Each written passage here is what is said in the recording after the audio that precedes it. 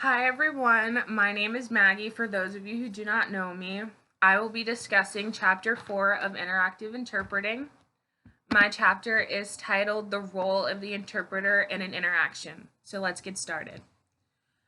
This chapter starts by explaining the role of the interpreter, which we all should know is to ensure message clarity for all consumers, as well as understanding that both spoken and sign languages must match the speaker's intent and feelings. Our end goal is to have the interpretation sound and look as natural as possible as we are taking on the persona. Interactive interpreting requires a shift in perspective when taking on interactive interpreting requires interpreters to shift their perspective when working between two different languages and the perspective of the hearing and deaf consumers. Perspective shift changes happen very quickly and rapidly during the conversation, so interpreters kind of need to pick up on this skill and work on it. So the book gives an example for ASL to English for how does the speaker want to hear the information versus English to ASL, how does the deaf consumer want to see the information. So how I understood this was from ASL to English is thinking about the register and how the flow of the information should be delivered in sound and how it should not sound choppy and as if the deaf person is uneducated. And from English to ASL, what sign choices should be chosen, how to convey the message more clearly, how am I going to set up my space so that I'm making sure that all the information is either being added or omitted to make the message to convey the importance of what is being relayed. And as the shift of perspectives are a big factor, how people perceive the information also kind of needs to be in the back of our minds. So there could be a positive or negative consequences for how things are interpreted. So as interpreters or future interpreters, we must be aware of our tone of voice, facial expressions, and cultural differences that may arise during assignments and settings. So interpreting is then broken down into two tasks, process and content. Content is the meaning presented by the participant, meaning the content covers the language and the tone of how the speaker delivers the information, versus process is the interpreter's ability to interpret and convey the information. So looking deeper at process, it is then subdivided by into two categories, by the items that affect the interpretations and then by the items that affect the message. So thinking about like a large or small lecture hall, if it is a too small room, then you don't have enough space. Are you in the line of vision of the speaker? Are you off to the side? Are you a distraction? Are you in the line of vision of the deaf person, of the deaf client? And are you in a position where you can fully hear and comprehend the hearing participant?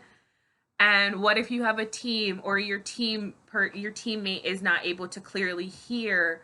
This can cause like issues regarding the message. This can then cause a delayed start time or having to interrupt the speaker to ask what did they say, or it just depends on the setting. So we just have to be very aware of what it is and how we can fix the situation or adjust to how we can better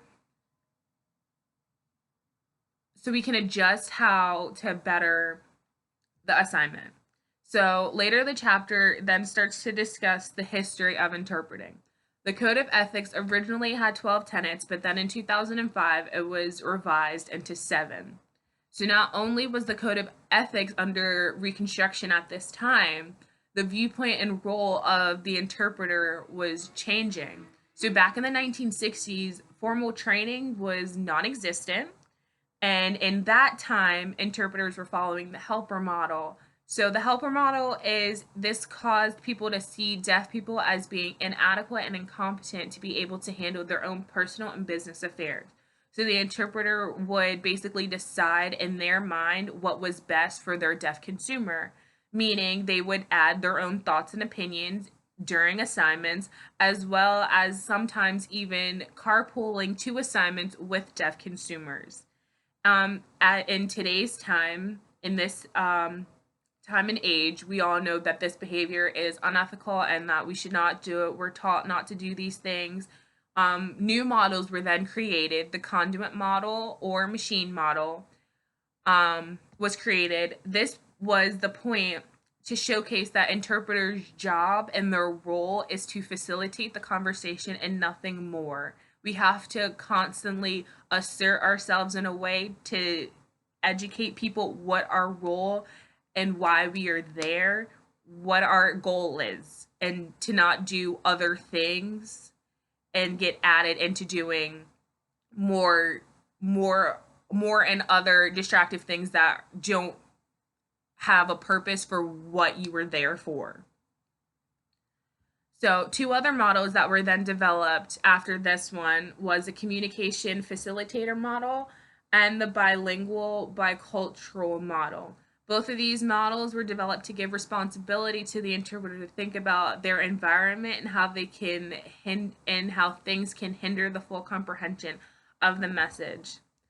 Finally, the book then dives into explaining Dean and Pollard's demand control schema and how beneficial it has been to this field. So it starts by explaining what the categories are: environmental, referring to the setting; interpersonal refers to the interaction between consumers; paralinguistic refers to the communication, how the communication is expressed; intrapersonal refers to the mental and self state of the interpreter.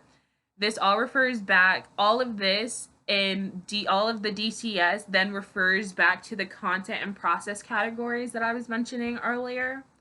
So when distractions come at play and we the interpreters must decide if it is content or process. If it is content, then the interpreter must push aside their own feelings, and regardless of how they are personally feeling of this distraction, they cannot let it phase them and they must continue on with the message and continue on interpreting. Yet, if this was processed, then the interpreter has the option to then deal with the situation and resolve it. So DCS gives interpreters a chance to actually take control over the situations at hand, and to, as well as giving them different strategies to help them and better themselves in the future. And DCS is very beneficial, I believe. I hope that I have explained this chapter in a good way for everyone, and I hope you guys understand it, and I'll see you in class.